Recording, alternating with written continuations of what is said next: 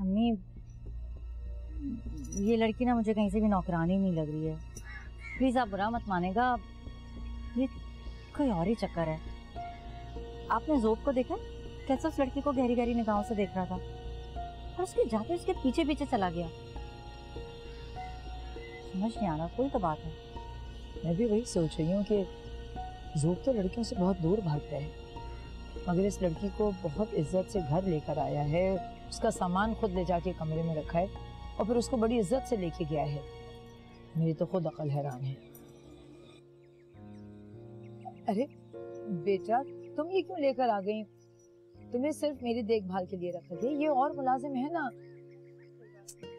वो सर्व कर देंगे। तुम क्यों सर्व कर रही हो सबको? घर के काम करके मुझे अच्छा लगता है।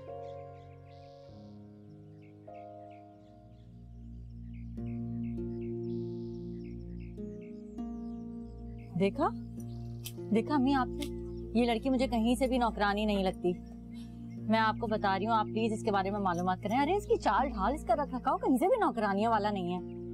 प्लीज आप पता करवाएं।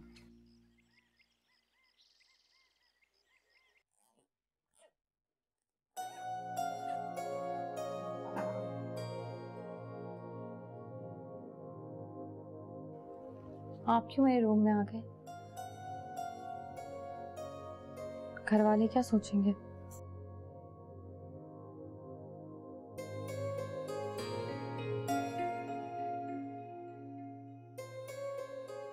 देखिए, आपको मेरी बात क्यों नहीं समझ आ रही? मुझे आपका रूम में मैं अंदर आ जाऊं? बिल्कुल अंदर आ जाओ। कोई इजाजत की जरूरत है तुम्हें? बैठ जाए। क्या नाम है आपका? रिमशा। बहुत प्यारा नाम है। स्कूल जाती हो? रोजाना। कौन सी क्लास में हो? 4। अच्छा।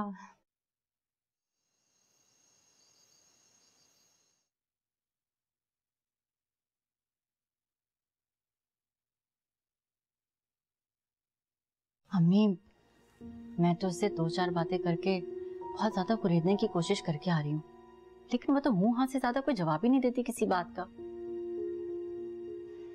परेशान करके रखा हुआ है उसने। मेरी ये बात समझ में नहीं आती कि उसने बच्चों को किसी तरह अपना दीवाना बना लिया है।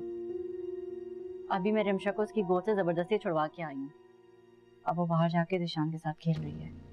मेरा ख्याल है कि मासूम बच्चे नेक रूहों को जल्दी पहचान लेते हैं। अम्मी आप भी ना।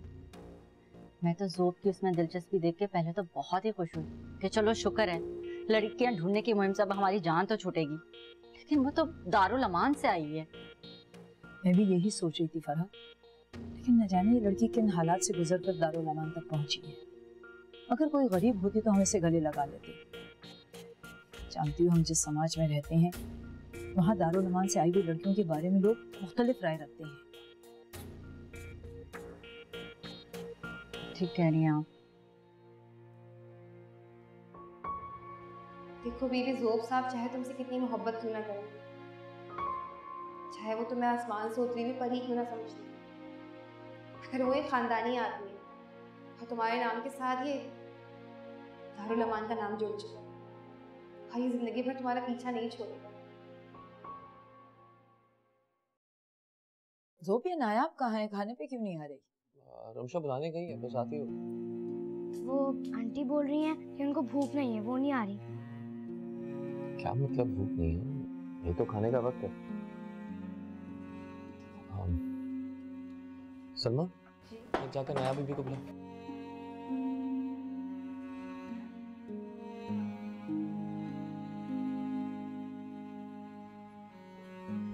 आप लोग मुझे अपने साथ खाने के लिए बुला रहे थे कि मैं आप लोग के साथ खाना बैठ के कैसे खा सकती हूँ। I am sorry, I am not worth it.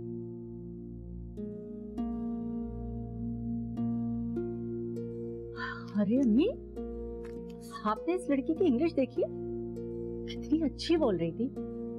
लग रहा था कि किसी कॉन्वेंट से पढ़ी हुई है। मैं बता रही हूँ आप, कोई गड़बड़ जरूर है। मेरी बात सुन लें आप। अच्छा छोड़ो इस गड़बड़ को, जाओ तुम उसे मना के लेकर आओ। मैं इस तरह नहीं खाना खा सकती। अच्छा भाई मैं जाती हूँ, लाती हूँ उसे अभी। जो मुझे बताओ ये कौन है ये लड़की, साफ साफ बताओ कहाँ से आई है। हाँ ज्यादा कुछ तो मैं भी नहीं जानता इसके बारे में। तो मेरे ऑफिस में आई थी दारुल मान की तरफ से बिजनेस प्रपोजल लेकर। कितनी बार आ चुकी है? 2-3 बार आई थी और मैं भी इसके बात करने के अंदाज से काफी सरप्राइज हो गया था। आई थिंक इसने बीए ऑनर्स किया हुआ है, वो भी इंग्लिश लिटरेचर में। क्या इंग्लिश लिटरेचर? तो तुम इसके बारे में और पूछताछ करो ना। उसने नौकरी इस शर्त पे कबूल की थी कि उससे उसके माजी के बारे में कोई सवाल नहीं करेगा। ये लें, आ गई मैडम। ये इसलिए नहीं आ रही थी तो कह रही थी मुझे इतनी भूख लगी है कि मैं सारा खाना अकेले ही खा लूंगी। चलो बैठो खाना खाओ। खाओ बेटा, यहाँ बैठ के खाओ। तुम बिस्मिल्लाह करो, शुरू करो। चलो चलो बच्चों, तुम लोगों ने कुछ लिया? अब बातें होती रहेंगी ना बाद में, पहले खाना खाओ।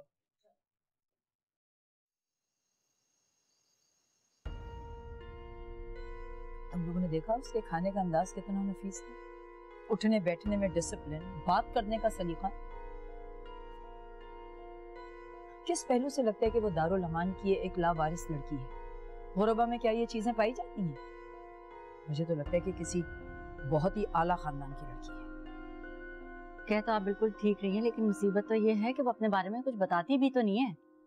और मुझे ये समझ नहीं आ रहा कि आप दोनों उसके बारे में इतना जानना क्यों चाहते हैं। क्या ये काफी नहीं है कि आपकी देखभाल के लिए एक पढ़ी लिखी लड़की आ गई? बिल्कुल भी काफी नहीं है। जिसके बारे में जान पहचान ना हो उसके हवाले ना दानिस्ती में कुछ भूल चूक हो सकती है, मुंह से कोई बात निकल सकती है। मैं नहीं चाहूंगी कि मजीद उसकी बर्बादी का बायस बने। पहले वो अजीब सी जगह से उठकर आई है। क्या हो गया? ये दारुल अमान जैसी जगह एक तरह की शेल्टर होम्स होते हैं और आपने अपने तौर पे कैसे तय कर लिया कि वहां आने वाली सारी लड़कियां खराब होती हैं? नहीं, मुझे इस डिस्कशन में नहीं पढ़ना। मैं सोने जा रहा हूँ, आप लोग भी आराम करो, ज्यादा मत सोचें इस बारे। अरे कैसे ना सोचे, घर में एक जवान लड़की काम करने के लिए तुमने लाके रख दी है। हमारे यहाँ लोगों का आना जाना लगा रहता है, 4-6 लोग आएंगे, उनकी नजर उठेगी उसके ऊपर तो बातें नहीं करेंगे क्या? भाई पता लगाओ उसकी माँ जिंदा है, कोई रिश्तेदार अगर जिंदा है तो उसके पास भेजो, वरना खुद पता लगाओ कि वो अपने बारे में क्यों नहीं बताना चाहती है।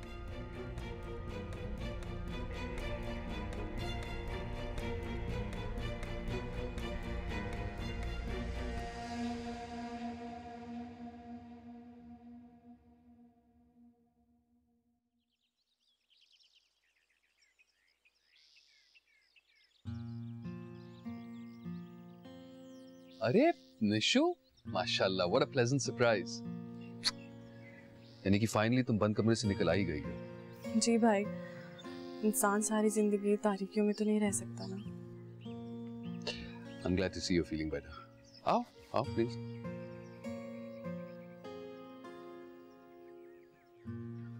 बैठो।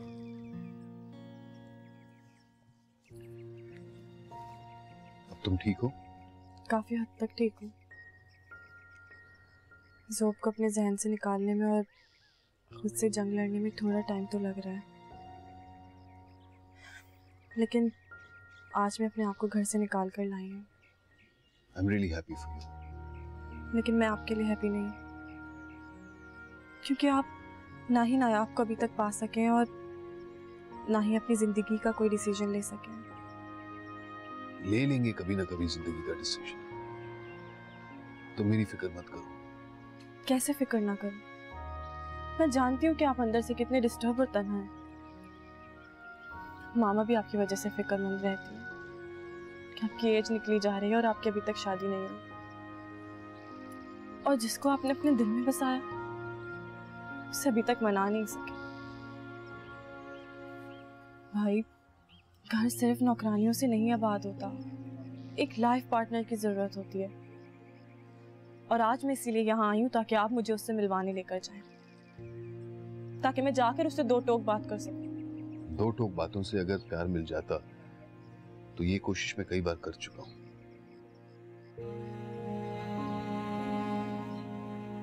पर अभी तक उससे पॉजिटिव रिस्पॉन्स नहीं मिला है। 1-2 बार प्रपोज करने से कुछ नहीं होता। आप मुझे उससे मिलवाने लेकर जा रहे हैं और अब मैं कोई एक्सक्यूज नहीं सुनूंगी।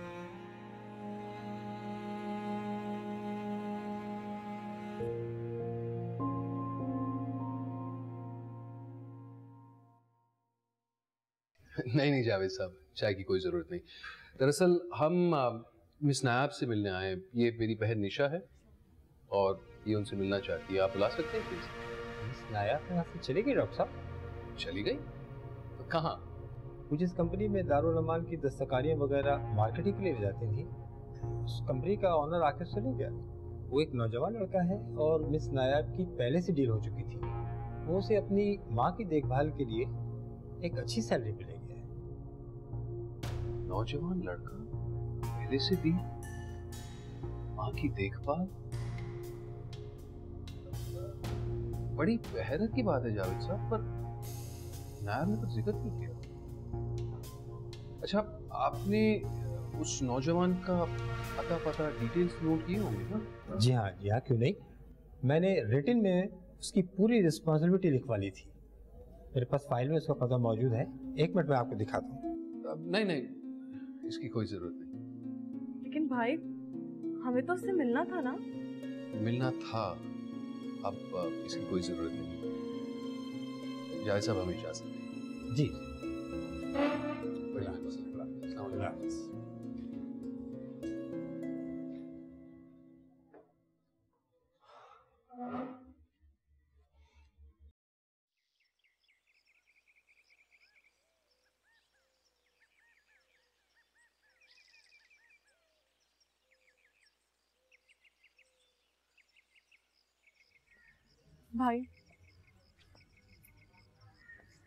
भाई आपने उससे एड्रेस क्यों नहीं पूछने दिया?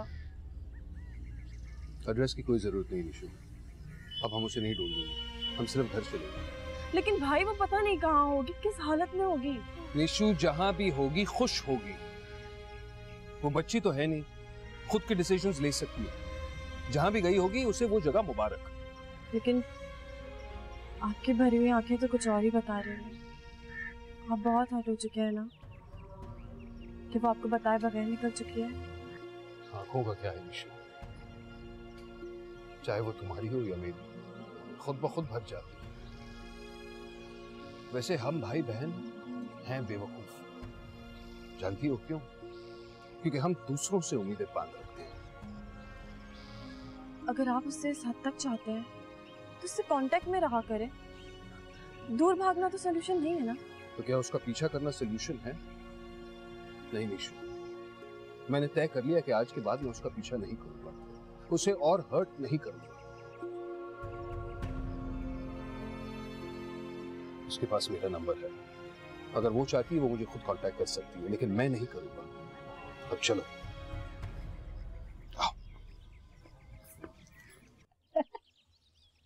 बहुत ज्यादा कल आई हो और आके बैठी गई हो, क्या हुआ? घर जाने का दिल नहीं करा या कमरान भी से कुछ झगड़ा करके आई हो? बताऊं मैं तुम्हें? अभी अम्मी देख रही हैं इसे। आप भाई कैसे होते हैं, एक रात मेरा रहने से कितना खटक रहा है। मेरे माँ बाप का घर है, मेरी मर्जी, मैं यहाँ रहूं या जाऊं, तुम्हें इससे क्या? ठीक है, जब मामा को तुम्हारी जरूरत थी तो 2-4 घंटों के लिए आकर वापस घर भागती थी, और अब जब उनकी केयरटेकर आ चुकी है तो खामखा नंबर बनाने के लिए साथ चिपकी हुई हो। वैसे तुम्हारी इत्तला के लिए अर्ज है कि तुम्हारे जो बहनोई साहब है ना, वो काम के लिए इस्लामाबाद गए हुए हैं, और मैं सारा दिन बच्चों और नौकरों के साथ घर में बैठ के झक तो मार नहीं सकती। एक बात बताओ, तुम किस खुशी में ऑफिस में जा रहे हो? अम्मी की देखभाल के लिए आप नायाब बीबी को घर लेके आए, ये बात तो समझ में आती है, लेकिन उसके इर्द-गिर्द चक्कर काटने का मकसद क्या है? अब खामोश हो जाओ। तुम दोनों अपनी नोक झोंक में दूसरे को क्यों घसीट रहे हो? अच्छा चुप हो जाओ, वो आ रही है। ये है ना,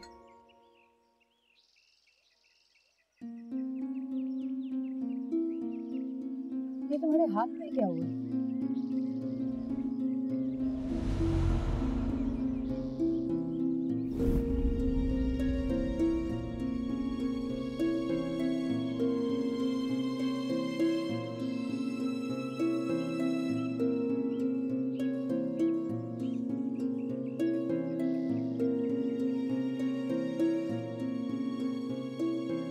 तुमने जवाब नहीं दिया।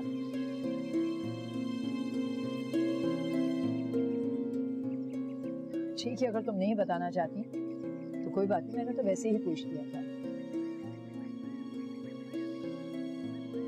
नहीं नहीं, ऐसी कोई बात नहीं है। ये तो बस किचन में काम करते हुए तेल का छींटा पड़ गया था हाथ पे, तो ये निशान है। मैं मेडिसिन लेकर आती हूँ आपके लिए। मामा, आज के बाद आप लोग आपके मासी के बारे में इन्वेस्टिगेशन नहीं करेंगे। आपने देखा नहीं कितना कंफ्यूज हो गई थी वो। अगर वो अपने माजी को शेयर नहीं करना चाहती तो बार बार कुरेदने की क्या जरूरत है? हाँ, मैं जो बिल्कुल ठीक कह रहा है। बुरी बात है ना, अगर वो नहीं बताना चाहती तो हमें नहीं पूछना चाहिए। देखो वो बिला वजह इतना हर्ट हो रही है। ठीक है, मैं उसे मजीद नहीं कुरेदूंगी, लेकिन तुम फिर उसके बारे में मालूमात करके मुझे बताओगे। मैं फिक्रमंद हूँ उसके बारे में।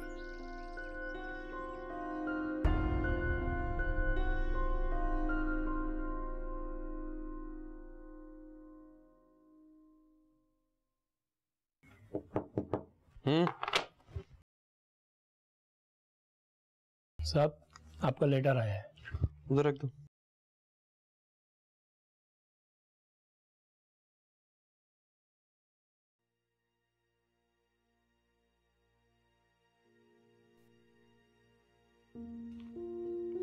यहाँ कैसे आ गए? मैंने तो करियर को ऑफिस का एड्रेस दिया था।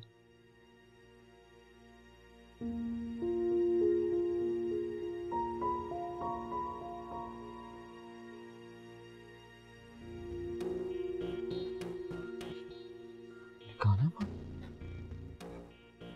वही निकानामा यहाँ कैसे आ गया?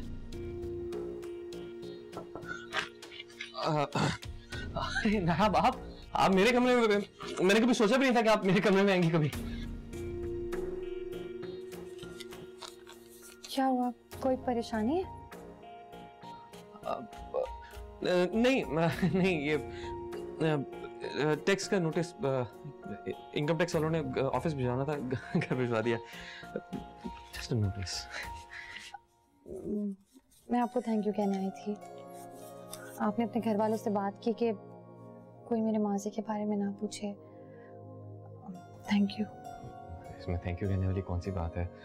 मैंने आपको जबान दी थी कि आपके मासी के बारे में कोई क्वेश्चन नहीं करेगा, और वैसे भी आप मुझ पर ट्रस्ट करके इस घर में आई हैं। खैर, आप अपना काम कीजिए, मैं बस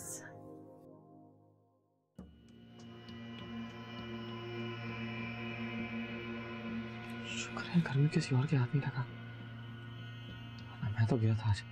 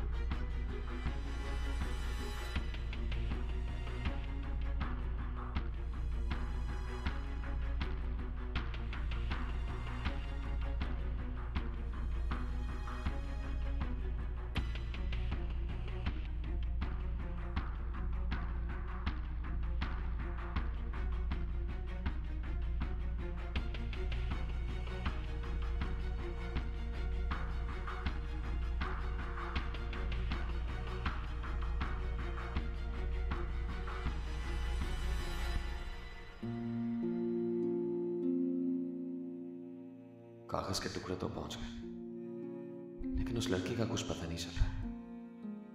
वो कहां भटक रही होगी और किस हाल में होगी।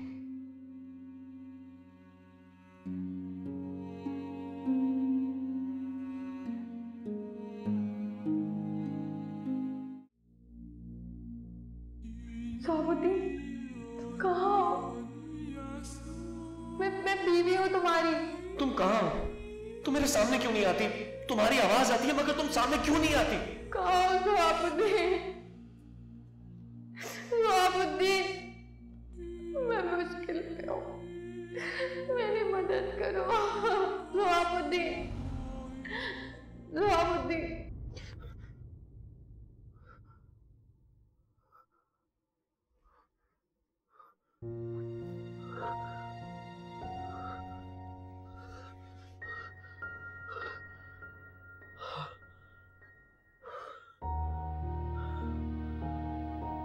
गॉड, फिर से मेरे ख्वाब में आने लगी। शायद आज निकाहनामा मिलने के बाद सारे दिन उसके बारे में सोचता रहूं, इसलिए ख्वाब में आ गई होगी।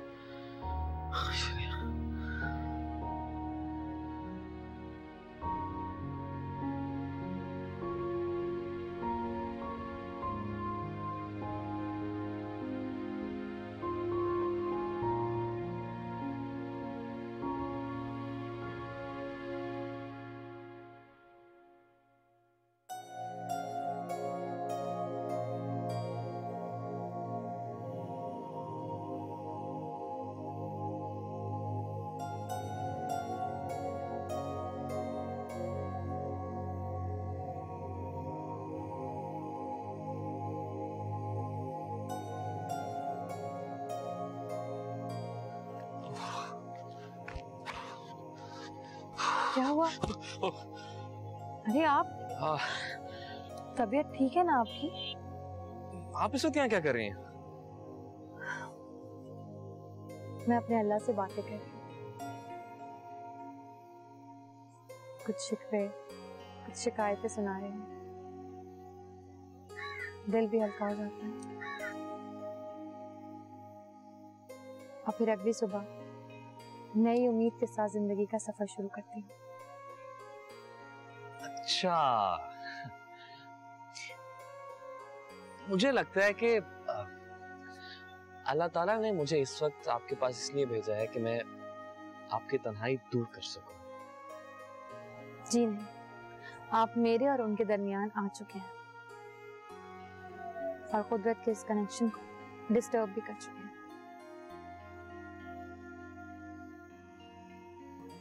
मुझे लगता है मुझे अब कमरे में जाना चाहिए। Good night.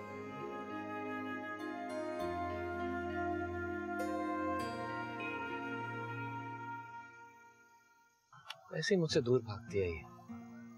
अगर इसे मेरी उस अनजान बीवी के बारे में पता चल गया तो और दूर भागेगी मुझसे। समझ नहीं आता क्या करूं मैं।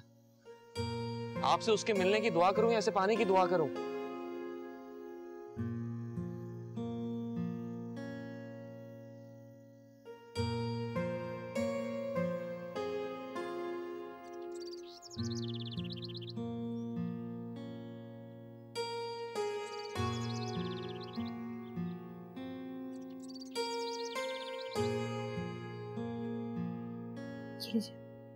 मुझे खिलाती रहोगी, खुद भी खाओगी कुछ? मैंने खा लिया। क्या खा लिया? आधा टोस्ट, उससे क्या होगा? जिंदा रहने के लिए कुछ खाना होता है। जिंदा ही तो नहीं रहना चाहती बेगम साहिबा। क्या मतलब है तुम्हारा? खबरदार जो तुमने आज के बाद मुझे बेगम साहिबा कहा। यहाँ और जो दूसरे मुलाजिम है ना, मैं उनकी बेगम साहिबा जरूर हूँ, लेकिन तुम मेरी बेटियों की तरह रहोगी यहाँ। सुना तुमने? मुझे इतनी मोहब्बत ना दे। ये उजाले मुझे रास नहीं आते। मुझे ये उजाले और अंधेरे समझ में नहीं आते। तुम बस मेरी बेटियों की तरह हो। मैं समझूंगी आज से कि मेरी 2 बेटियां हैं, जिनमें से तुम एक हो। Good morning. Good morning. मैं मेडिसिन लेकर आती हूँ।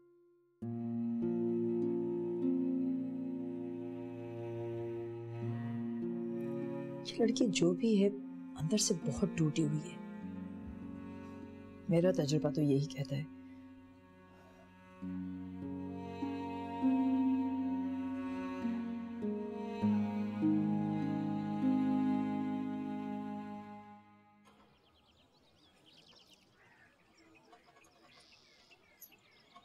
अरे ये क्या कर रही हैं बीबी? ये मेरा काम है, मैं पौधों को पानी देता हूँ, आप क्यों तकलीफ कर रही हैं? इसमें तकलीफ वाली क्या बात है? अपने घर के लॉन में भी मैं ही पानी दिया करती थी पौधों को। ये तो बहुत अच्छी आदत है बीबी जी। वैसे आपका घर कहाँ है? क्या बताऊँ मेरा घर कहाँ है। जहाँ भी पापा की पोस्टिंग होती थी वहाँ सरकारी बंगला मिल जाता, बस फिर वही मेरा घर होता था। कभी पेशावर, कभी लाहौर, कभी इस्लामाबाद, समझने के पाकिस्तान के हर सूबे का पानी पीना नसीब हुआ है। लेकिन अब ना बाबा रहे और ना घर। ये तो नसीब की बात है बीबी। वैसे आपको पहली नजर में देख के मुझे अंदाजा हो गया था कि आप यहाँ की नहीं हैं। क्यों? यहाँ के लोगों की कोई खास पहचान है क्या? हर जगह के इलाके की खास पहचान होती बीबी। आप रंगो रूप से देख के किसी खास इलाके की नहीं लगती हैं आप। शायद अल्लाह ने आपको नक्शो निगार ही ऐसा दिया है कि चारों सूबों का मौसम मिला दिया, इसलिए आप सबसे अलग दिखती हैं। चलेगी अपने जोबी साहब के लिए ऐसी ही जोरू चलेगी। क्या चलेगी? जोरू बीबी जी, जोरू। बीवी को हम जोरू कहते हैं। अरे वाह माली बाबा, आपने तो मेरे दिल की बात कह दी। बहुत खुश हूं मैं आपसे, शुक्रिया।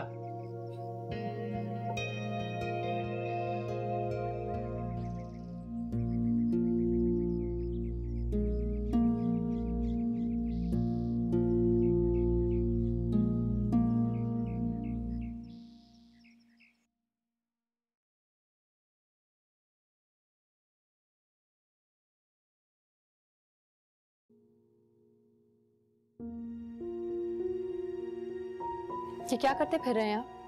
इखलाक और तमीज नाम की कोई चीज इस दुनिया में है या नहीं? पहले तो आप खिड़की से छुप छुप के दूसरों की बातें सुनते हैं, उसके बाद सबके सामने आके ऐलान करते हैं कि ये बात जो हो रही है वो आपके दिल की बात है। हाँ तो क्या करूं मैं? मुझे तुम कुछ बताती नहीं और उस बुढ़े माली को पूरी हिस्ट्री सुना दी। तुम? ये मैं आपके लिए तुम कब से हो गई? जब से मैंने तुम्हें पाया तुम मेरे लिए तुम हो गई हो। ये तुम ही हो जो मुझे आप कहने पर मजबूर करके फॉर्मेलिटीज में डाल रही हो। जैसे उस बुढ़े माली से क्या डेटिंग चल रही थी? देखिए, मैं आपको वार्न कर रही हूँ, अगर आपने यहाँ मुझे इज्जत से रहने ना दिया ना तो चली जाऊंगी मैं। देखिए मैं भी आपको वार्न कर रहा हूँ, तुम कहीं भी चली गई तो मैं तुम्हें ढूंढकर यहीं वापस लेकर आऊंगा, क्योंकि तुमने सिर्फ इस घर में कदम नहीं रखा बल्कि मेरे दिल में भी जगह बना लिया। और वापसी का कोई रास्ता नहीं। और ये जो लड़ाई झगड़े हैं इन्हें शादी के बाद के लिए बचा के रखो। आज मैं ऑफिस अच्छे मूड में जाना चाहता हूँ, so take care, bye. And you know what, I love you so much.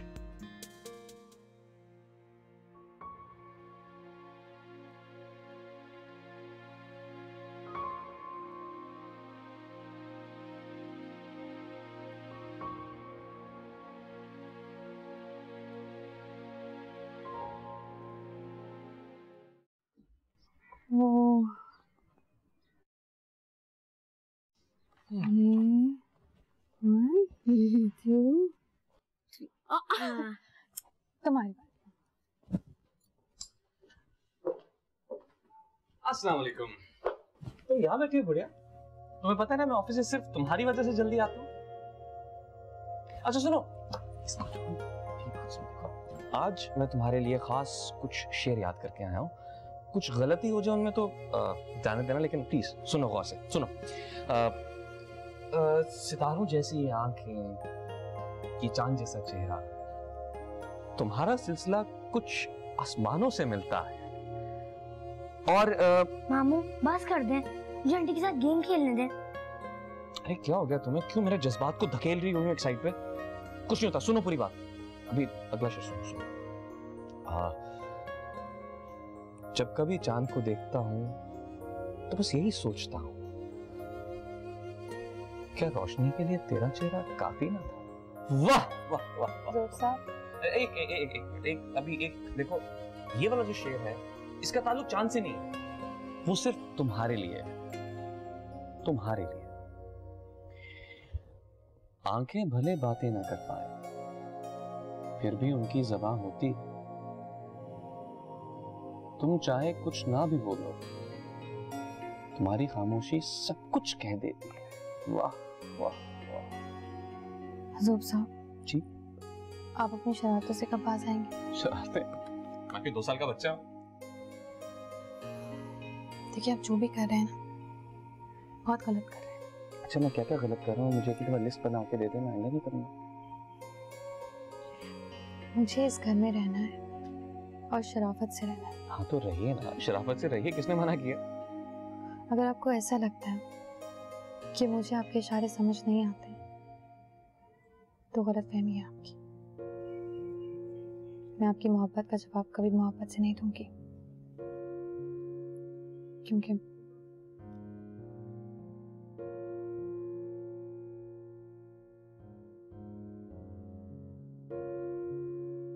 मेरी शादी हो चुकी है।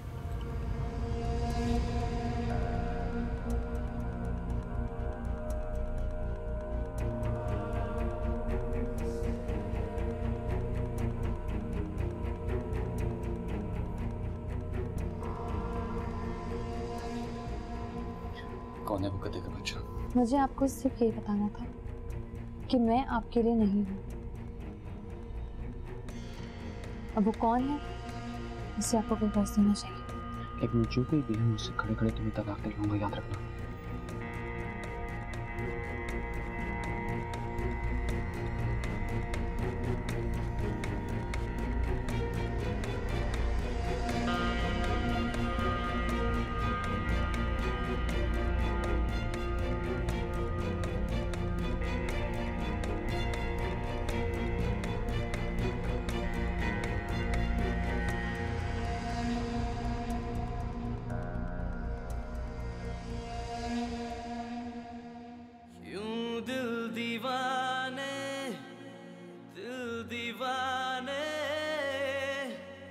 मजबूर थे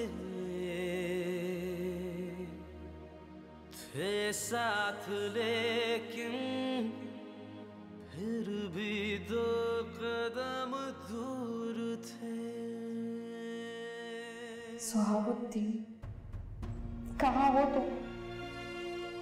मैं तुम्हारे नाम पे बड़ी बड़ी शर्तें लगा रही हूँ, सब चाहने वालों को ठुकरा रहे हो। मैं तुम तक नहीं पहुंच पा रही हूँ, लेकिन तुम तो कम से कम मुझ तक पहुंचो। किस तरह बनाकर खड़ा कर दिया तुमने मुझे। आज मैं खुद को अगर उनके सामने शादीशुदा जाहिर ना करती तो शायद वो भी मुझ तक बढ़ जाता। और आखिर मैं कब तक खुद को संभालती रहूं? आखिर मैं भी तो इंसान हूं, मोहब्बतों के आगे ढेर हो सकती हूँ।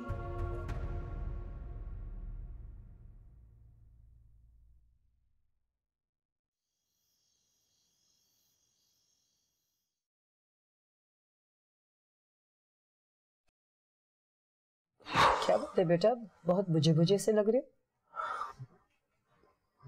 हाँ, वो ऑफिस में काम कुछ ज्यादा था, शायद इसलिए थक गया हूँ। सोने लगा था, सोचा आपको गुड नाइट करूं। ये जो लड़की नायाब है, जानते हो हम सबके दिलों में घर करती जा रही है। मुझे तो अंदाजा ही नहीं था कि इतनी बेमिसाल लड़की होगी। हाँ पता है, आज बच्चे और फरहा तो एक पल को भी उससे दूर नहीं हो पा रहे थे। फरहा को भी बहुत पसंद आई है वो लड़की। काश कोई मुझसे पूछे कि वो मुझे कितनी पसंद है और उसने मेरा क्या हाल करके रख दिया। और ये जो तुम्हारी आंखों में चमक है ना, ये सब उसी की वजह से है। मैं तुम्हारी माँ हूं, मुझे अच्छी तरह से अंदाजा है कि तुम उसे कितना चाहते हो। मैं तो चाहती थी कि वो घर चलकर आ ही गई है तो इसी घर में रह जाए, लेकिन बेटा रिश्ते नाते के लिए लड़की की जात पात और उसके खानदान के बारे में जानना बहुत जरूरी होता है। मुझे उसके हुस्ने अखलाक पर कोई शक नहीं है, लेकिन शादी एक दिन का नहीं, जिंदगी भर का सौदा होता है। मामा फिक्र न करें, मैं उससे उसके घर वालों के बारे में पूछकर आपको जरूर बताऊंगा।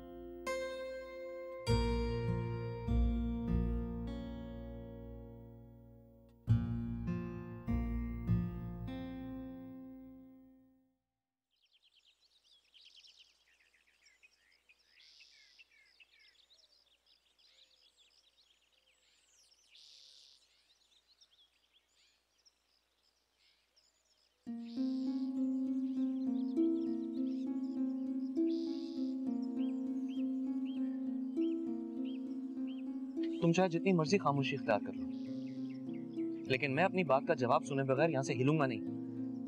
तुम्हारी शादी किससे हुई थी और तुम्हारा वो सो कॉल्ड शौहर इस वक्त कहाँ है? मुझे नहीं पता वो कहाँ है। क्या तुम्हें नहीं पता? वो तुम्हारा शौहर है और तुम्हें ही नहीं पता कि वो कहाँ है? ऐसा कैसे हो सकता है? वो मैं गरीब थी, इसलिए मुझे छोड़कर चला गया।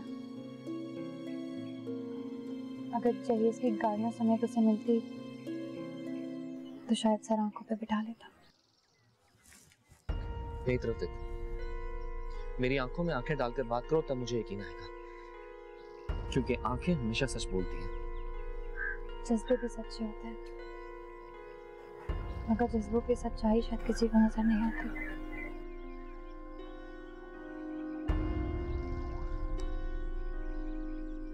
ठीक है,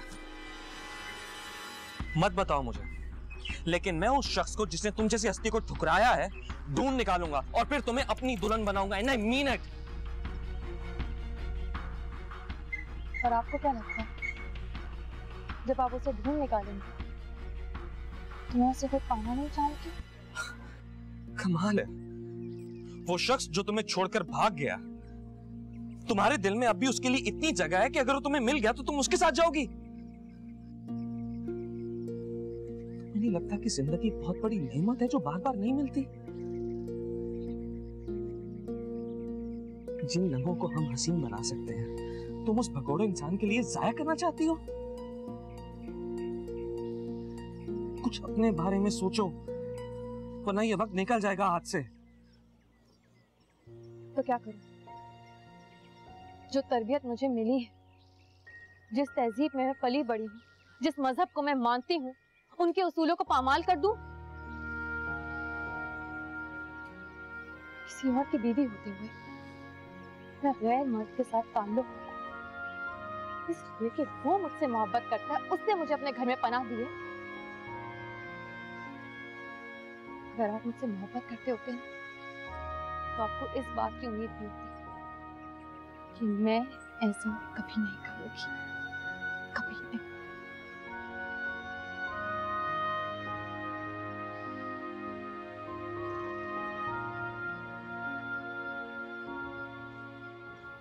फिर तो मैं अल्लाह से आपके बेवा होने की दुआ करूंगा।